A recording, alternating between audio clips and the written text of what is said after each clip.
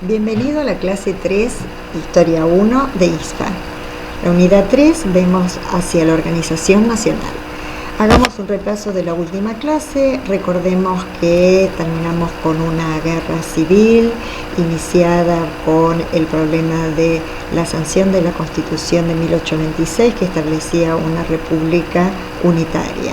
A eso le tenemos que sumar el problema con el Brasil, que se había firmado un tratado por el cual las Provincias Unidas del Río de la Plata reconocían que la banda oriental del Uruguay quedaba para Brasil, y además la ley de capitalización. Con la renuncia de Rivadavia asume Vicente López, que también en poco tiempo va a renunciar. Quedaba en Buenos Aires el gobernador Dorrego, que era federal, y va a hacerse cargo de las relaciones exteriores.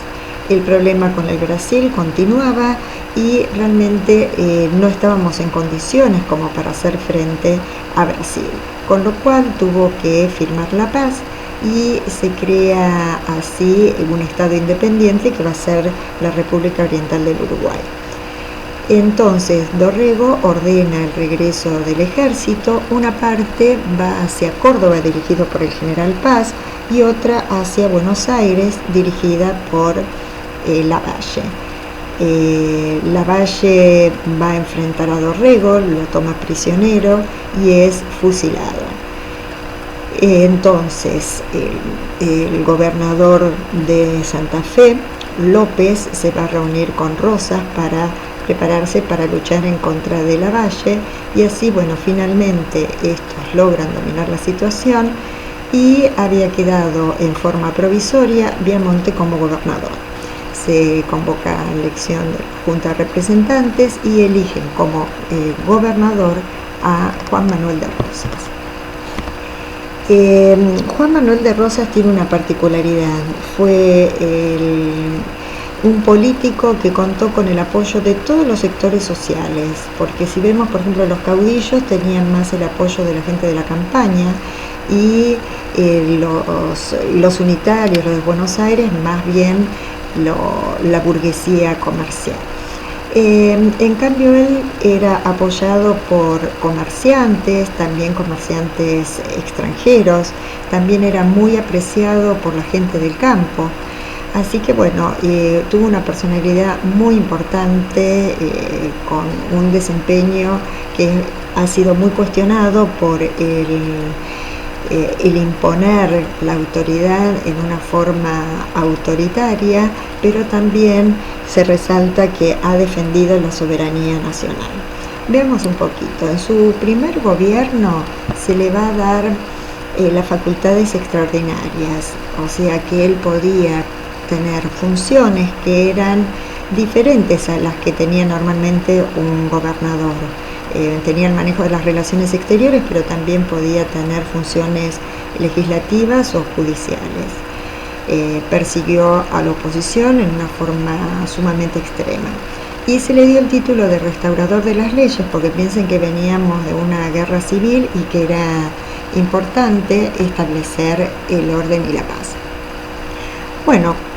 Cuando regresaba General Paz, como les decía, que empieza por Córdoba a destituir a Bustos, que era federal, y va a ir reemplazando a los gobernadores federales por unitarios.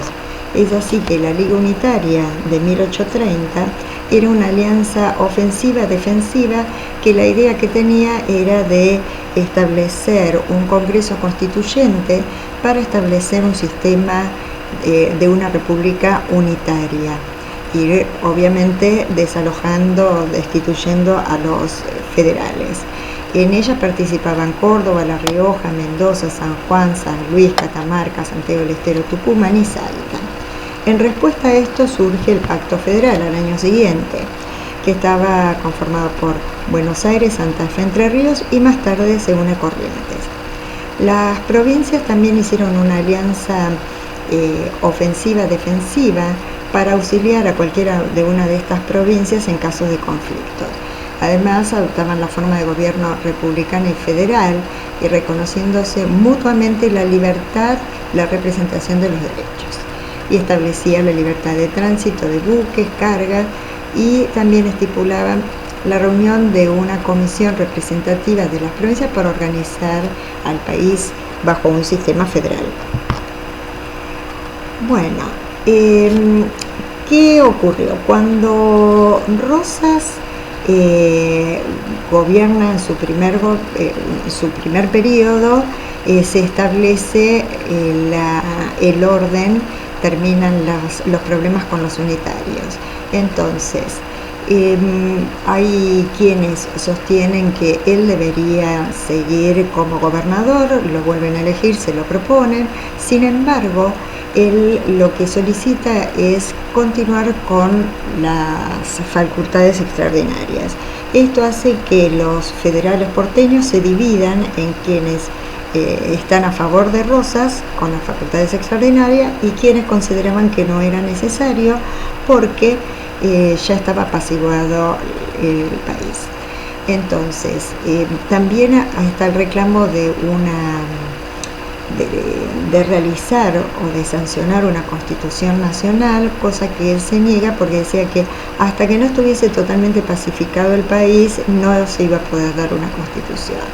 Y bueno, otro problema que teníamos era el problema de la aduana, que la monopolizaba Buenos Aires.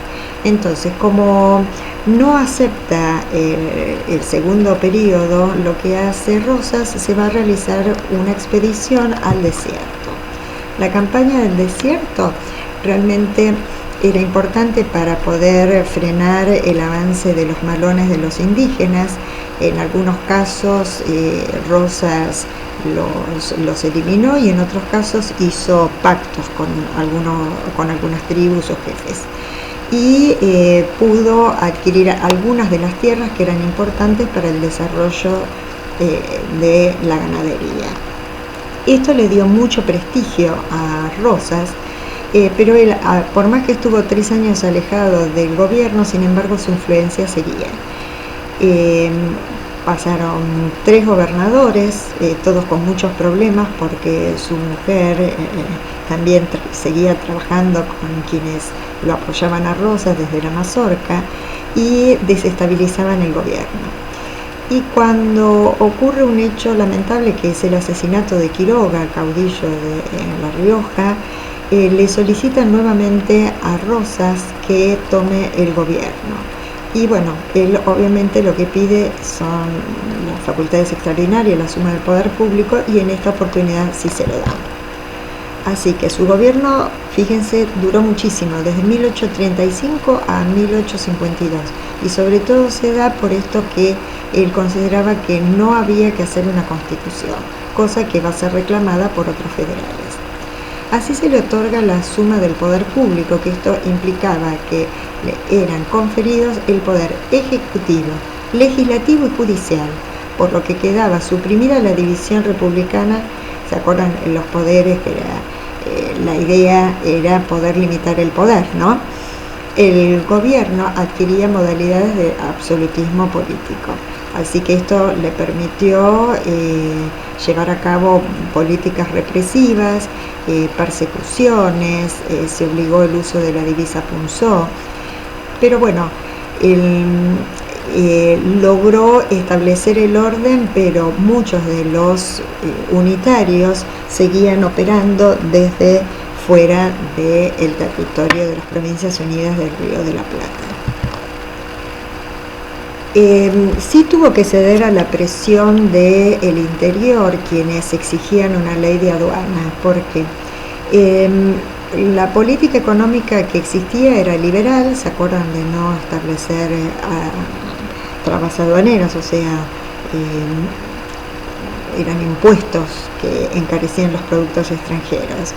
Y en el interior las provincias se veían muy perjudicadas por esto, entonces finalmente sanciona la ley de aduanas, con lo cual iba a gravar con impuestos aduaneros aquellos productos que compitieran con los de la industria nacional. Por ejemplo, algunos directamente estaban prohibidos ingresar, como podrían ser rejas, otros tenían un impuesto bajo, por ejemplo, si eran relojes, y si eran vinos o aceites serían más elevados para que no pudieran competir con los de la industria local. Bueno, con respecto a la política exterior, hubo conflictos con Bolivia, la región de Tarija, que esto, bueno, nos complicó después, nos trajo problemas con Chile. Con Paraguay no reconoce la independencia, con Chile también hay problemas con el sur, también con Uruguay, con Brasil, que bueno, se mantiene ahí. Brasil siempre estuvo muy a la expectativa de la política exterior y bueno, la política interior de Rosas. Rosas fue muy hábil. Cuando a él le dan la suma del poder público, lo que hace es un plebiscito para tener la certeza o, digamos, como demostrar que ese poder se lo había otorgado el pueblo. Y sí, los votos fueron algo así como de 9.720 a favor y solamente 8 en contra. Bueno, también tuvo conflictos internacionales con Francia e Inglaterra, que acá, bueno, defendió la soberanía de las Provincias Unidas de La Plata y como que fortaleció su poder, porque imagínense que eran dos potencias mundiales, las más importantes, y sin embargo logra que terminen firmando un acuerdo y no salieron con la suya. ¿Qué era lo que pasaba? Francia se veía perjudicada con la ley de aduanas, entonces pedía un tratamiento especial como era que tenía Inglaterra. Inglaterra tenía vínculos comerciales muy importantes con las provincias del Río de la Plata. Bueno, como esto no es aceptado por Rosas, empieza un bloqueo. Pero ¿qué ocurre? Con el bloqueo se terminaba perjudicando el comercio, por eso terminan al final levantando ese bloqueo. Y bueno, el segundo, que es el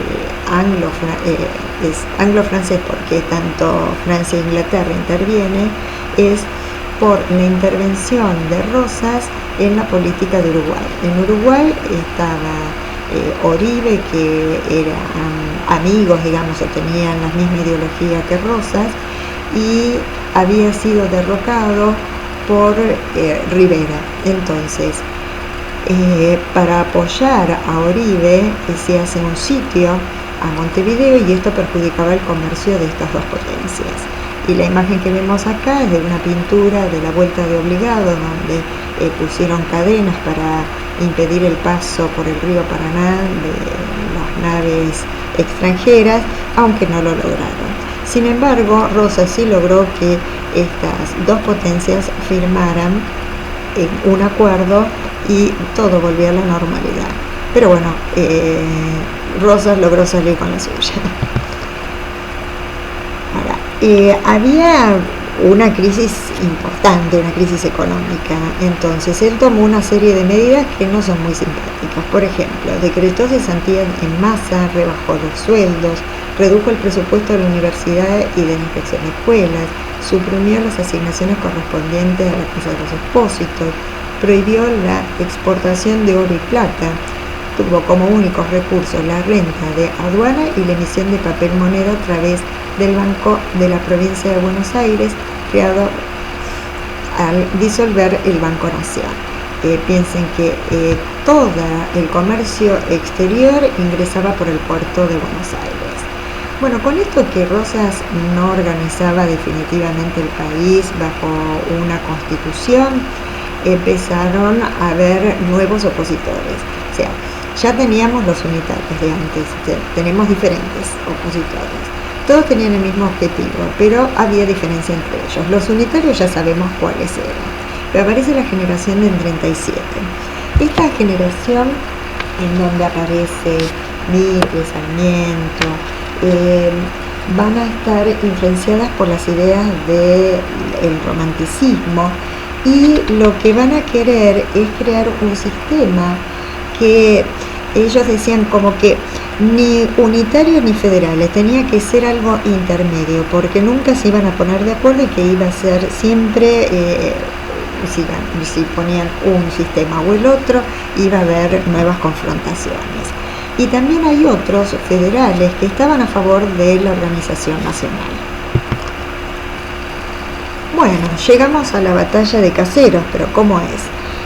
Debido a esta oposición que parecía como que no se podían organizar, finalmente terminan organizándose un ejército, el ejército grande, con fuerzas no solamente de los opositores de las Provincias Unidas del Río de la Plata, sino también con ayuda de Brasil y de Uruguay. Ese ejército enfrenta a Rosas, lo vence y ahí comienza un periodo diferente que vamos a ir camino hacia la organización de un Estado nacional. Pero bueno, va a costar bastante, no fue tan fácil. ¿Por qué? Los factores que dificultaban esta organización del Estado nacional eran la inexistencia de una autoridad que representara todo el territorio, las dificultades económicas de muchas regiones del país, el atraso en lo que respecta a los medios de transporte y comunicaciones y la inestabilidad política que dificultaba a su vez el rumbo económico.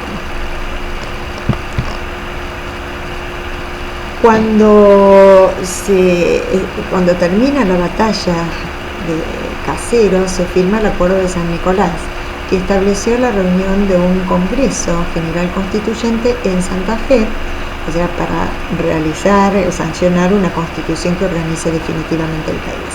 Y Urquiza es nombrado director supremo provisorio, quien decretó la libertad de comercio en todo el territorio, la libre navegación de los ríos. Se imaginan que esto no era muy bien visto por las autoridades y por los porteños. Y la distribución proporcional de las rentas de la aduana, eso peor aún. Así que lo que va a pasar en Buenos Aires es que se van a dividir. Vamos a ver que están los federales urquicistas, que son los que defienden el proceso de organización nacional, que quieren la unificación, como por ejemplo Vicente López. Por otro lado tenemos los autonomistas o provincialistas, que quieren la autonomía de Buenos Aires y defendían obviamente los derechos de Buenos Aires, como mantener el puerto y la aduana, no querían su nacionalización y estaban liderados por Alsina. Y los nacionalistas, que estaban dirigidos por Mitre, que eran partidarios de la organización nacional, pero bajo la dirección de Buenos Aires. Bueno, como se generan muchos problemas en Buenos Aires a raíz de la firma del Tratado de San Nicolás, Urquiza debe asumir el gobierno de Buenos Aires porque Vicente López, quien había sido puesto por él como gobernador, renuncia. Y lo que hace es disponer de la convocatoria del Congreso Constituyente, prohibió la confiscación de bienes de toda la nación, abolió la pena de muerte por delitos políticos y nacionalizó lo producido por las aduanas exteriores. Así que vemos que Buenos Aires va a reaccionar con una revolución en 1852, aprovechando que Urquiza se había ido hacia Santa Fe para las sesiones del Congreso General Constituyente y se produce la secesión de Buenos Aires. O sea que Buenos Aires se separa, incluso en 1854 se va a declarar un Estado soberano. Mientras tanto, tenemos que se sanciona la Constitución Nacional, que fue jurada el 1 de mayo de 1853 y estableció una forma de gobierno republicana, representativa y federal. Y en el artículo 14 expresa las libertades como la libertad de tránsito, de educación, de culto, de ejercer cualquier industria lícita. Recuerde que en el módulo de ciudadanía tiene bien desarrollado todo lo que corresponde a la Constitución Nacional. Esta fue inspirada en la Constitución de los Estados Unidos, la Declaración de los Derechos y el Hombre Ciudadano de la Revolución Francesa, también el libro de las bases de Alberdi. Bueno, así tenemos que quedan divididas la Confederación Argentina por un lado y el Estado de Buenos Aires por otro. Bueno, ¿cómo llegamos a la presidencia de Urquiza y del Carril? Bueno, con esta confederación y ya con una constitución se convocan elecciones y son elegidos presidente y vicepresidente respectivamente por el periodo del año 1854 a 1860. La economía era muy diferente en la Confederación y Buenos Aires. Mientras la Confederación tenía serios problemas, Buenos Aires tenía crecimiento. Y esto va a traer un nuevo enfrentamiento armado, que va a ser la segunda batalla de Cepeda y después la de Pavón. Las medidas económicas tomadas por Urquiza fue el impulso de la actividad agrícola a través de la fundación de colonias de inmigrantes europeos. Fueron muchísimas las colonias que se fueron instalando, sobre todo en Santa Fe y en Entre Ríos. Se eliminaron las aduanas interiores, se creó un servicio de mensajería para mejorar las comunicaciones y las firmas de tratado de comercio con Inglaterra, Francia, Estados Unidos, aunque no tuvieron mucho éxito. Bueno, como los problemas económicos eran cada vez mayores, no le queda otra que a la Confederación que enfrentarse en Cepeda, y esto significó la derrota de Buenos Aires. Pero se firma el Pacto de San José de Flores y se suponía que quedaba Buenos Aires incorporada a la Confederación, pero sin embargo sus recursos siguieron quedando para Buenos Aires, lo que obligó al gobierno de la Confederación. En el año 1860 terminaba el gobierno de Urquiza y el siguiente fue el de Derqui, y se logra el triunfo de Buenos Aires. Pero sin embargo, no es que Mitre, que estaba al mando del ejército porteño, tenía ya ganada la batalla, sino que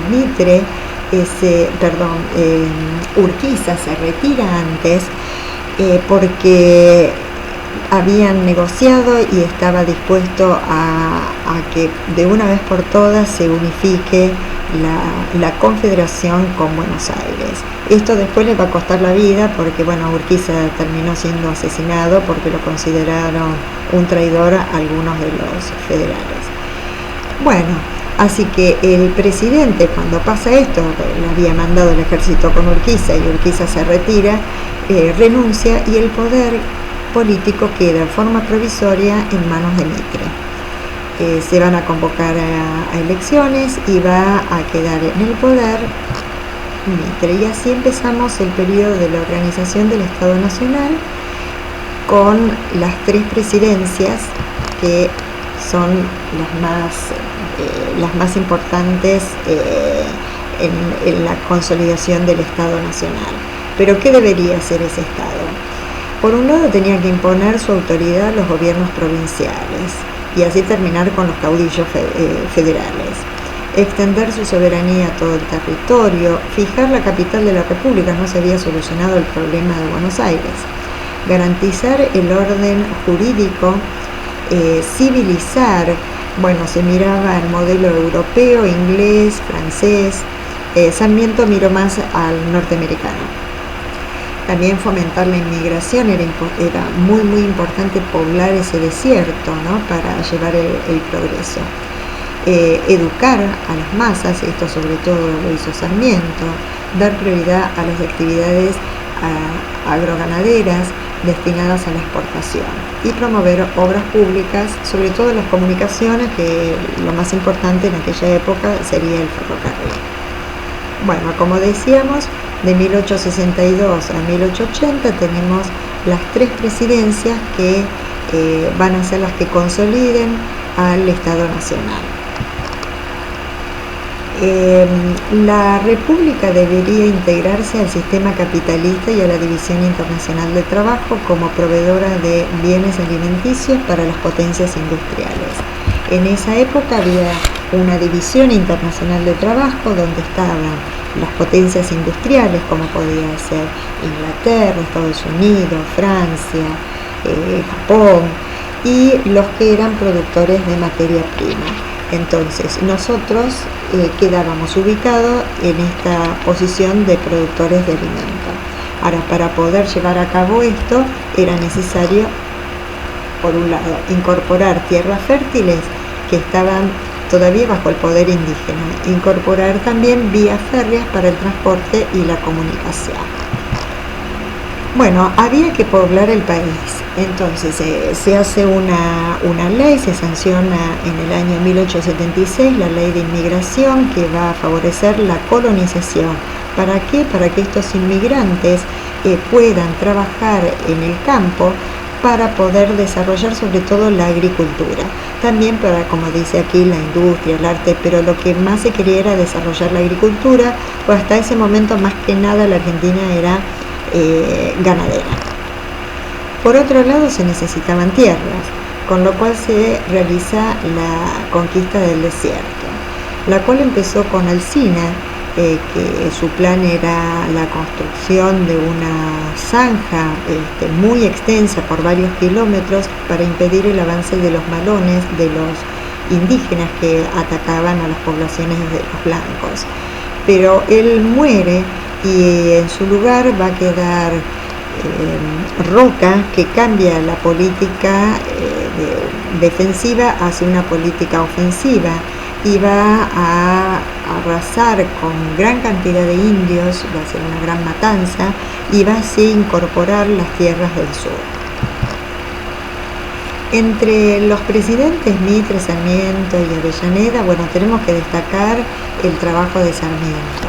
Sarmiento hizo muchísimo por la educación. Él consideraba que era fundamental que el pueblo, que era el soberano, esté educado. Así que bueno, hizo un gran esfuerzo para poder crear escuelas, bibliotecas, trajo maestras de Estados Unidos que se instalaron en La Plata para la formación de otros docentes.